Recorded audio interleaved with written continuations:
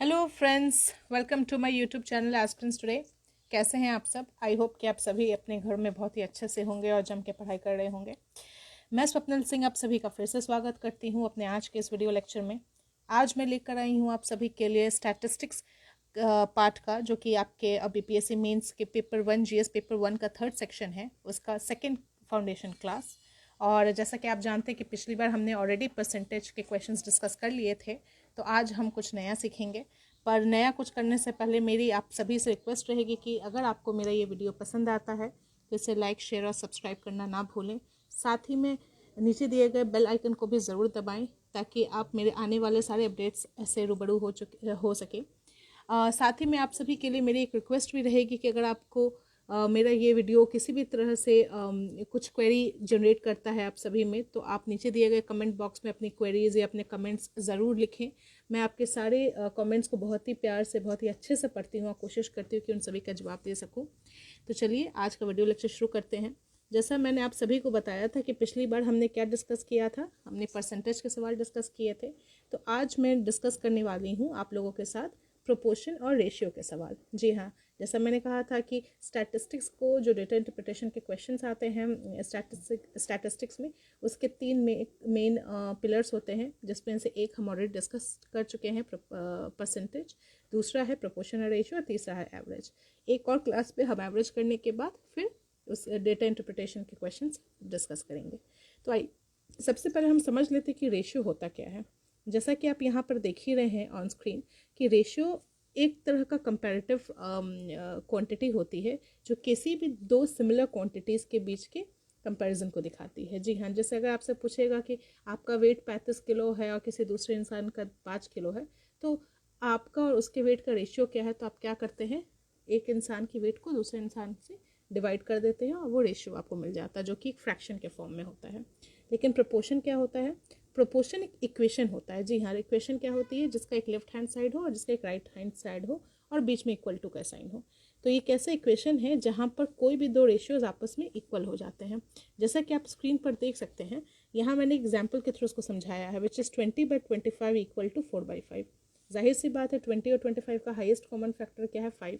जब आप इसे काटते हैं तो 5 4 20 और 5 5 25, इसलिए 4/5 बन जाता है। लेकिन ये प्रोपोर्शन किस तरह बनता है?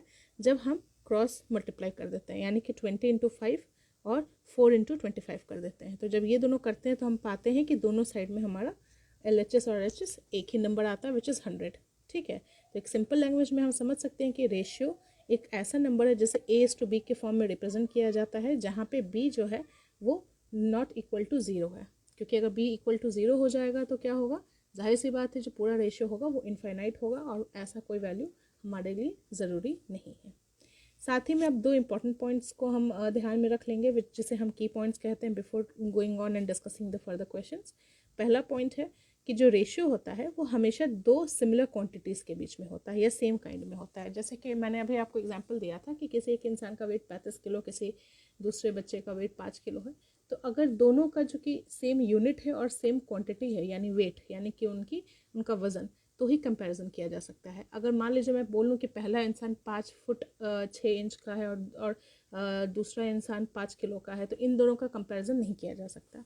और जैसा दूसरा पॉइंट दिया हुआ है कि उन दोनों की यूनिट्स भी सेम होनी चाहिए। जाहिर सी बात है, अगर क्वांटिटी सेम है, यानी वेट या हाइट सेम है, ये जो क्वांटिटी है वो सेम है, तो उनकी यूनिट भी सेम होगी। ठीक है, चलिए अब हम आगे के सवालों को डील करते हैं। सबसे पहले हमारे पास ये क्वेश्चन आता है, if A/B is equal to 5/3, find the value of 5A minus 3B upon 5A plus 3B। बहुत ही सिंपल सा सवाल है और इसके बहुत ही सिंपल सा तरीका है। इस तरह के सवालों को सॉल्व करने का सबसे अच्छा तरीका होता है दोस्तों कि जब इस तरह के सवाल आएँ तो आप हमेशा एज्यूम करें कि ये जो A/B है ना, इसकी वैल्यू आप मेन इक्वेशन में पुट करें, ताकि उसका जो ये वैल्यू है 5/3 वो ऑटोमेटिकली A/B की जगह रिप्लेस हो जाए।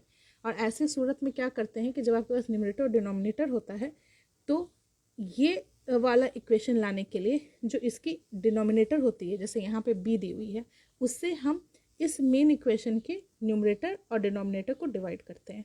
जैसा आप देख ही रहे हैं, A/B में डिनोमिनेटर क्या है? b है, तो इसीलिए हमने मेन इक्वेशन के न्यूमरेटर को b से और डिनोमिनेटर को भी b से थ्रू आउट डिवाइड कर दिया। जब हमने डिवाइड किया तो हमें क्या मिला? 5 इंटू ए बाई बी -3 और 5 इंटू ए बाई बी +3। बस ए बाई बी की वैल्यू आ गई। अब आप यहाँ पे डायरेक्टली 5/3 की वैल्यू डाल सकते हैं। जैसे 5/3 की वैल्यू डालेंगे तो उसके बाद सॉल्व करके आप अपना फाइनल आंसर निकाल सकते हैं, विच इज़ 8/17। ठीक है दोस्तों, आई होप कि आप सभी को अच्छे से समझ में आ गया होगा। अगले सवाल पे चलते हैं। अगला सवाल भी बिल्कुल वैसा ही जैसा पहला सवाल था। यहाँ क्या दिया हुआ है, यहाँ दिया हुआ है कि x/y की वैल्यू है 4/7। तो आपसे निकालने कहा गया है 3x + 2y divided by 5x + y। ठीक है, तो जैसा कि आप यहाँ पे देख सकते हैं स्क्रीन पे कि x/y जो है या x/y जो है वो 4/7 दिया है। मैंने आपसे क्या कहा था, जब इस तरह के सवाल आए तो मेन इक्वेशन में जो वैल्यू दी हुई है उसका डिनोमिनेटर यानी कि y से डिवाइड कर देते हैं। तो यहाँ पर भी हमने वही किया, न्यूमरेटर को y से डिवाइड किया और डिनोमिनेटर को y से हमने डिवाइड कर दिया। अब हमने आगे क्या किया, हमने यहाँ पे ये किया कि इसको हमने फिर 3 इंटू x/y +2 और 5 इंटू x/y +1 के फॉर्म में रखा। कुछ मैं समझ सकती हूँ कि चूँकि ये हैंड रिटन नोट्स हैं यहाँ पे मेरे, तो काफ़ी स्टूडेंट्स को यहाँ समझने में दिक्कत आ रही होगी। अगर आपको समझने में दिक्कत आती है तो इससे रिलेटेड PDF भी मैंने अपने डिस्क्रिप्शन बॉक्स में शेयर कर दिया है, तो आप अभी सिर्फ क्वेश्चन को देख कर समझ सकते हैं और सोल्यूशन के लिए और क्वेश्चंस के लिए आप मेरे डिस्क्रिप्शन बॉक्स के PDF को डाउनलोड कर लें। चलिए आगे चलते हैं। यहाँ x/y की वैल्यू मैंने निकाली और x/y की वैल्यू को मैंने यहाँ रिप्लेस कर दिया। बस सोल्यूशन निकालते ही जब मैंने ध्यान दिया तो देखा कि आंसर क्या आया है 26/27। ठीक है, चलिए आगे चलते हैं। अब हम देखते हैं अपना अगला सवाल। इसमें क्या दिया है, find the number which bears the same ratio to 7/33 that 8/22 does to 4/9। ठीक है, बहुत ही सिंपल सा सवाल है। हमें क्या करना है इस सवाल में, इसमें ये क्वेश्चन पूछा गया है कि उस ऐसे नंबर का नाम बताएं या उस ऐसे नंबर की संख्या बताएं जिसका रेशियो 7/33 के साथ उतना ही है जितना कि 8/22 का 4/9 के साथ है। तो ये तो बहुत ही आसान सवाल है। इसमें आपको करना क्या है, तो सबसे पहले तो आप अज्यूम कर लें कि जो रिक्वायर्ड आपका नंबर है या जो रिक्वायर्ड रेशियो है वो है x/y। अकॉर्डिंग टू क्वेश्चन क्या दिया हुआ है कि x/y की जो रेशियो है दैट इज टू 7/33 वो किसके बराबर है, जो 8/22 का 4/9 के साथ है। बस या तो आप इस पार्ट को सेपरेटली सॉल्व कर लें या तो इस तरह से LHS और RHS के फॉर्म में रख लें। जब हमने इसको LHS RHS के फॉर्म में रखा तो क्या पाया, यहाँ पाया कि x/y divided by 7/33 is equal to 8/22 whole divided by 4/9। बस अब हमें क्या करना है, अगला करना है इसको यहाँ क्रॉस मल्टीप्लाई कर देना है। तो जब हम क्रॉस मल्टीप्लाई करेंगे तो x/y की वैल्यू मेरी निकल आएगी और हमें क्या चाहिए, मेरे लिए हमें x/y की ही वैल्यू चाहिए। बस सिंपल सा मल्टीप्लिकेशन है। सिंपल जब आपने मल्टीप्लाई कर दिया तो फाइनल आंसर आप क्या पाएंगे 21/121, यानी कि जो नंबर है जिसकी रेशियो 7/33 के साथ उतनी ही है जितना 8/22 की 4/9 के साथ है वो है 21/121। अगले सवाल पे चलते हैं। ये थोड़ा इंटरेस्टिंग सवाल है। यहाँ पे क्या दिया हुआ है कि अगर a/b जी हाँ a/b अगर 5/9 है और b/c अगर 4:7 है तो बताइए a:b:c क्या है। बहुत ही आराम सा सवाल है, लेकिन इसमें एक छोटी सी बात है जो मैं आप सभी को समझाऊंगी। इसमें आपको करना कैसे है, इसको हमेशा याद रखिए कि जब इस तरह के सवाल आते हैं तो ये जो तीन यानी कि इस तरह का सवाल मतलब जहाँ 3 का रेशियो मांगा जा रहा है तो इसमें हमेशा कोशिश कीजिए कि किसी एक किसी एक क्वांटिटी को किसी एक क्वांटिटी के फॉर्म में बाकी दोनों क्वांटिटी को कन्वर्ट कर दें। जैसे मान लीजिए अगर यहाँ b दिया हुआ है तो मैं कोशिश करूँगी कि a को भी b के फॉर्म में ले आऊँ और c को भी b के ही फॉर्म में ले आऊँ। तो इसीलिए मैंने क्या किया, a/b इज इक्वल टू 5/9 है क्वेश्चन में, मैंने कहा a को मैं b के फॉर्म में ला रही हूँ तो क्या किया मैंने, इस b को यहाँ ट्रांसफ़र कर दिया। तो a किसके बराबर आ गया 5/9 b के। अब मैंने क्या कहा, c को भी मुझे b के फॉर्म में लाना है तो यहाँ b/c इज इक्वल टू 4/7 दिया है। अब c को इधर ट्रांसफ़र करके और इस नंबर को इधर ट्रांसफ़र करके मैंने क्या ले आया, c is equal to 7/4b। ठीक है, तो ये दो मेरे इक्वेशन आ गए। अब आगे कैसे मुझे सॉल्व करना है, अब बहुत ही प्लेन सा सवाल है। अब मैं क्या करूँगी, अब a:b:c निकालना है। a ऑलरेडी मेरे पास निकला हुआ 5/9 टाइम्स ऑफ b तो b ही रहेगा और c क्या है 7/4b। ऐसा मैंने क्यों किया, इसे करने का सबसे बड़ा रीज़न है जो मैंने पहले ही स्लाइड में आप लोगों को समझाया था कि जब भी आप कंपैरिजन करते हैं तो तीनों जो क्वांटिटीज़ होती हैं वो सिमिलर यूनिट में रहती हैं। अब देख सकते हैं आप ए भी बी के फॉर्म में है, बी तो बी है ही, सी भी बी के फॉर्म में है, तभी आप उन तीनों का रेशियो निकाल सकते हैं। अब हमें आगे क्या करना है, बस बी कॉमन है तो बी को हटा दीजिए। अब रेशियो निकला 5/9:1:7/4। आप चाहेंगे तो आंसर यहाँ भी छोड़ सकते हैं, लेकिन इससे आपके नंबर एक नंबर कम से कम एग्जामिनर काट लेगा, चूँकि ये जो है ये फ्रैक्शन के फॉर्म में है। जब आपसे रेशियो मांगा जाता है तो कोशिश की जाती है कि इंटीजर के फॉर्म में दे, ना कि फ्रैक्शन के। तो तीन जो यूनिट जो तीन क्वांटिटीज़ का रेशियो है उसको आप इंटीजर के फॉर्म में लाएं। तो इंटीजर में लाने के लिए क्या करेंगे आप, 4 और 9 का एलसीएम ले लेंगे। जब 4 और 9 का एलसीएम लेंगे तो क्या पाएंगे कि 4 9 36 होता है। बस जो ये एलसीएम है इसको अब आपको तीनों साइड में मल्टीप्लाई कर देना है। जब आप तीनों साइड मल्टीप्लाई करेंगे तो 5/9 × 36, 9 से 36 कितने बार में जाएगा, 4 बार में, और 5 4 20 तो आ गया 20। 1 × 36 तो आ गया 36। 7/4 × 36, 4 36 से कितने बार में कटेगा बताइए, 9 बार में, और 7 9 63। बस आ गया, तीनों का रेशियो आपका आ गया और इस तरह से आपका आंसर निकल गया। अगला सवाल हमारा कहता है, 5वां सवाल, डिवाइड ₹672 इन द रेशियो 5:3। ठीक है, बहुत ही सिंपल सा क्वेश्चन है। जब आपको पता है कि टोटल जो अमाउंट है उसको 5:3 में काटा गया है तो आप इसको किस तरह से करेंगे, आप अज्यूम करेंगे कि जो रेशियोज़ हैं वो है 5x और 3x। अब टोटल जो ये अमाउंट है वो मिलकर कितना बनाता है 672, तो हम 5x और 3x को जोड़ देंगे और वो बन जाएगा 672। 5x 3x जोड़ के 8x आया, इससे मेरी x की वैल्यू निकल गई। जब मेरी x की वैल्यू यहाँ पर आ गई तो उसके बाद हम क्या करेंगे, 5x की वैल्यू और 3x की वैल्यू निकाल लेंगे, which is 5 × 84 that is 420 rupees, और 3 × 84 यानी कि 252 रुपीज़। बस ये आ गया, बहुत ही सिंपल सवाल था। अगला क्वेश्चन क्या कहता है, छठा क्वेश्चन कहता है, An alloy consists of 27.5 kg of copper and 2 3/4 kg of tin. Find the ratio by weight of tin to alloy. यानी कि अगर एक alloy है, alloy क्या होता है, मिक्सचर होता है मेटल्स का या नॉट मेटल्स का।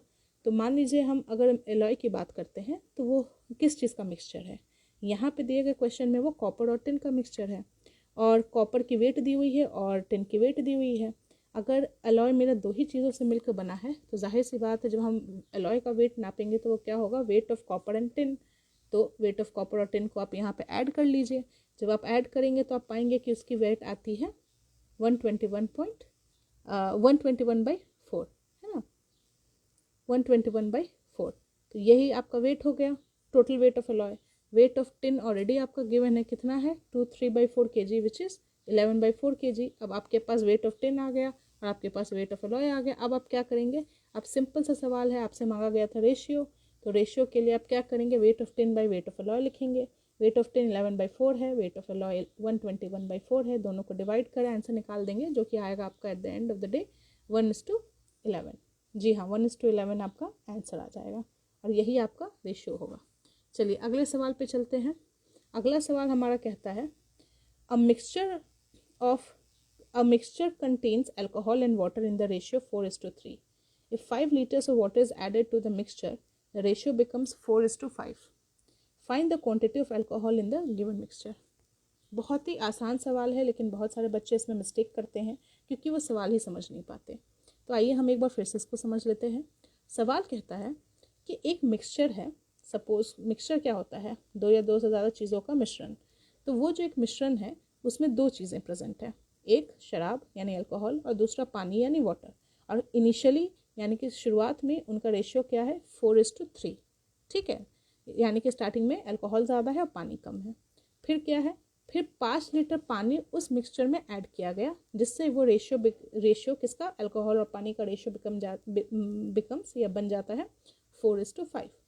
तो आपने यहाँ एक चीज़ का ध्यान रखा होगा कि जो चीज़ ऐड की गई है वो पानी है, ना कि अल्कोहल। यानी कि अल्कोहल की मात्रा शुरुआत में भी वही होगी जो कि बाद में होगी। ठीक है, और अब आपसे कहा गया है कि क्वांटिटी ऑफ अल्कोहल फाइंड कीजिए उस मिक्सचर में। तो सबसे पहले तो शुरुआत में हमने माना था कि 4:3 के रेशियो में है अल्कोहल और वाटर। तो मान के चलते हैं कि जो अल्कोहल की क्वांटिटी है स्टार्टिंग में वो है 4x और जो वाटर की क्वांटिटी है वो है 3x, चूँकि इनका रेशियो 4:3 है।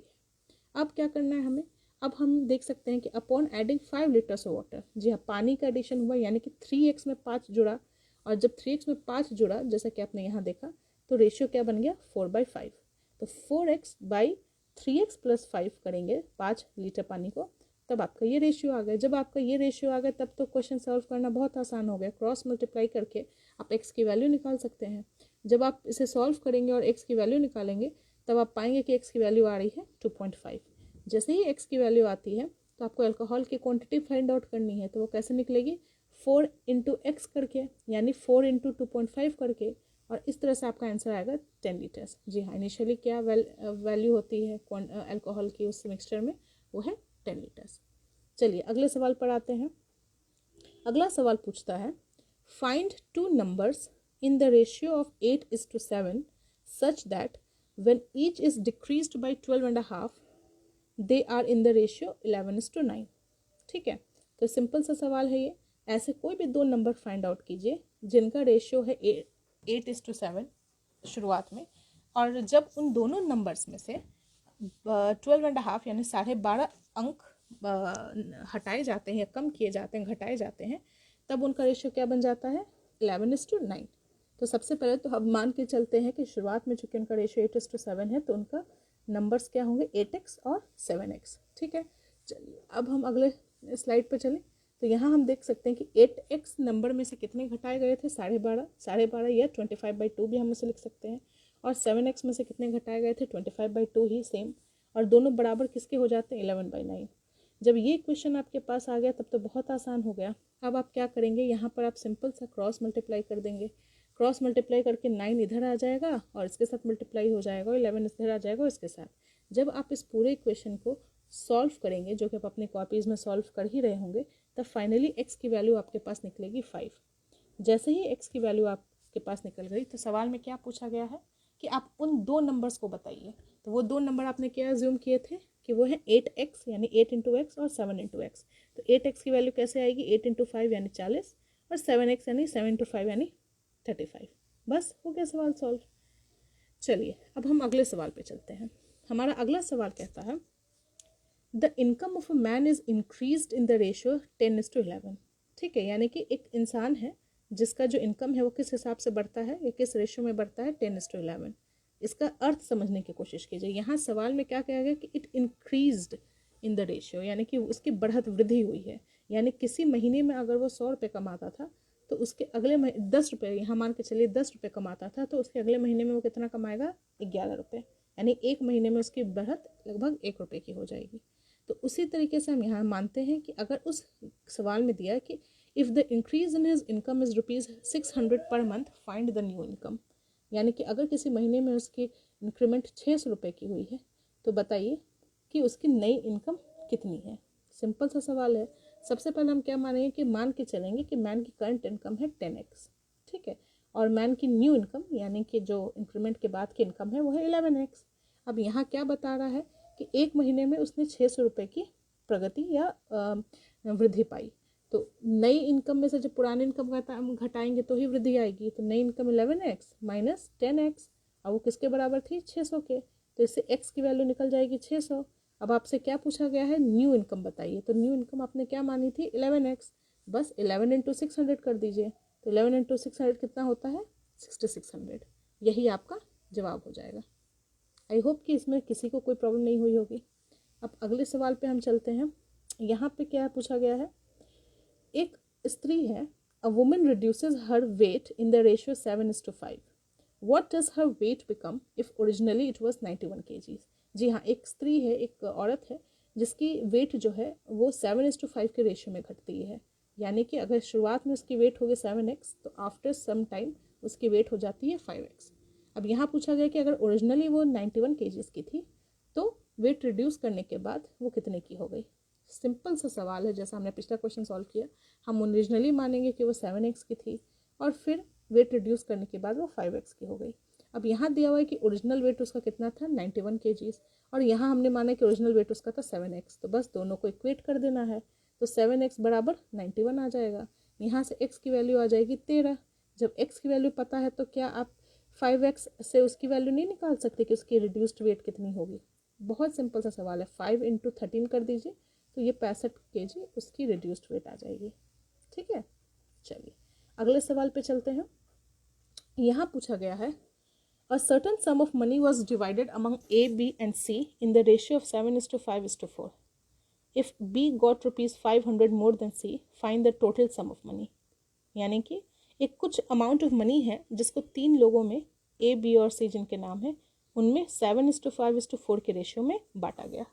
अब अगर बी के पास सी से 500 रुपये ज़्यादा है तो बताइए जो टोटल मनी है जिनका बंटवारा हुआ था एबीसी के बीच में वो कितने हैं। तो सिंपल सा सवाल है, इसको समझना था हमें, हमने समझ लिया।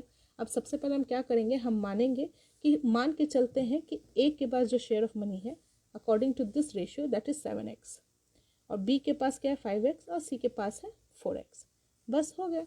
अब क्वेश्चन क्या कहता है कि जो बी के पास सी से 500 रुपये ज़्यादा है, यानी कि सी का जितना भी अमाउंट होगा उसमें से जब आप 500 जोड़ दीजिएगा वो आ गया बी का शेयर।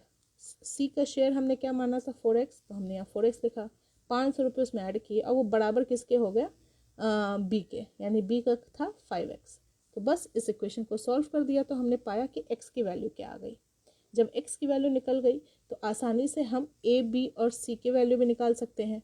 a की वैल्यू क्या होगी 7x, सो 7 इंटू 500 3500 आ गया। अब हमने किया 5x फॉर b, तो 5 इंटू 500 आ गया 2500, और 4x यानी 4 इंटू 500 2000। आपसे पूछा गया था टोटल सम कितना है, तो तीनों के जब पैसों को हम ऐड कर देंगे तो हमारे पास टोटल सम आ जाएगा। तो तीनों को पैसों को ऐड करने के बाद हमारे पास फाइनल आंसर कितना आता है 8000। जी हाँ, यही आपका फाइनल आंसर हो गया। चलिए अगले सवाल पे चलते हैं। ये हमारा आखिरी सवाल है इस सेशन का और आई होप कि आपको बहुत अच्छे से समझ में आएगा। क्वेश्चन कहता है the monthly pocket money of Ravi and Sanjeev are in the ratio 5:7. The expenditures are in the ratio 3:5. If each saves ₹80 every month, find their monthly pocket income. यानी कि अगर रवि और संजीव दो बच्चे हैं जिनके बीच का पॉकेट मनी जो है वो 5:7 के रेशियो में है, उनके खर्चे जो हैं वो 3:5 के रेशियो में है, और अगर वो दोनों हर मंथ 80 रुपये बचाते हैं तो उनकी पॉकेट मनी कितनी है। तो यहाँ तो हम बहुत ही बेसिक कंसेप्ट से डील कर रहे हैं, जैसा कि आप सभी के घर में होता है कि जितना भी पैसे आप कमाते हैं उसी में से आप या तो खर्च करते हैं या बचाते हैं। यानी कि जो आपकी इनकम है होती है वो आपके एक्सपेंडिचर, आपकी सेविंग्स का जोड़ होती है। या आप लिख सकते हैं कि जब आपके इनकम में से आपकी एक्सपेंडिचर घटाई जाती है तो वो आपकी बचत या आपकी सेविंग्स होती है। तो यहाँ पे क्वेश्चन की शुरुआत हम करते हैं। सबसे पहले मान के चलते हैं कि रवि की जो इनकम है वो 5x है। क्यों? क्योंकि यहाँ रेशियो दिया हुआ है 5:7, और संजीव की जो इनकम है वो है 7x। अब एक्सपेंडिचर का रेशियो क्या दिया हुआ है 3:5, तो हम रवि की एक्सपेंडिचर मानते हैं 3y और संजीव की मानते हैं 5y। अब यहाँ ध्यान दीजिएगा कि जो दो रेशियो एक जैसे होते हैं ना, उनके बीच में एक जैसा कॉमन फैक्टर होता है जो कि x है, और जो दो अलग जैसे होते हैं उनके बीच का कॉमन फैक्टर होता है जो कि है y। अब क्वेश्चन के अकॉर्डिंग हमने क्या यहाँ पे देखा कि सेविंग्स जो करता है रवि हर महीने वो कितने रुपए की करता है, वो करता है 80 रुपये की। तो हम क्या कर सकते हैं, रवि का जो टोटल इनकम है, ठीक है, रवि का क्या कर सकते हैं, रवि का जो टोटल इनकम है जो कि है 5x, उसमें से हम उसके खर्चे यानी कि 3y को जब घटाएंगे तो उसकी सेविंग्स निकल आएगी, बचत। तो ये हमारा पहला इक्वेशन हो गया। संजीव के लिए भी हम उसके इनकम में से उसके खर्चे हटाएंगे तो उसकी सेविंग्स निकल आएगी, और ये हमारा दूसरा इक्वेशन हो गया। अब इन दो इक्वेशंस को जब आप सॉल्व करेंगे तो आपके पास x और y की वैल्यू आ जाएगी। तो इसे सॉल्व करने का सबसे बेहतरीन तरीका क्या है, दोनों इक्वेशन में से किसी एक इक्वेशन से आप किसी एक अननोन को दूसरे अननोन के फॉर्म में ले आए। जैसे मैंने यहाँ x को किसके फॉर्म में लाया, y के फॉर्म में, तो 80 + 3y/5 ये हो गया। और दूसरे इक्वेशन की मदद से जहाँ भी x होगा उसकी जगह मैं y की वैल्यू डालकर उसको सॉल्व कर दूंगी। तो जब मैंने इसको सॉल्व किया तो मैंने क्या पाया, ये मैथमेटिक्स है, मुझे नहीं लगता कि मुझे इसको एक्सप्लेन करने की ज़रूरत है, आप सभी खुद मैथमेटिक्स जानते होंगे, 10वीं क्लास की मैथमेटिक्स है। तो इसको जब आपने सॉल्व किया तो आपने पाया कि x की वैल्यू और y की वैल्यू निकल जाती है। y की वैल्यू क्या होती है 40 और x की वैल्यू क्या होती है 40। अब आपसे सवाल में पूछा गया है कि संजीव और रवि के मंथली इनकम बताइए, तो ये बहुत ही आसानी से आप सॉल्व कर सकते हैं। तो इन दोनों के मंथली इनकम कैसे आप सॉल्व करेंगे, वो इस तरह से सॉल्व करेंगे कि रवि की जो मंथली इनकम है वो 5 × 40 है, जो कि x की वैल्यू 40 थी, तो 5 × 40 200 है, और संजीव की जो इनकम है वो है 7 × 40 जो कि है 280। ठीक है, तो इस तरीके से ये हमने ख़त्म किया। अब जैसा कि आप स्क्रीन पर देख सकते हैं कि एवरेज के सवाल भी कुछ मैंने नीचे लिखे हुए हैं, बट मैं कोशिश करूँगी कि ये सवाल मैं नेक्स्ट टाइम डिस्कस करूँ, ना कि आज, क्योंकि अगर एक साथ सब कुछ डिस्कस करूँगी तो आपके लिए भी काफ़ी हेवी हो जाएगा समझना।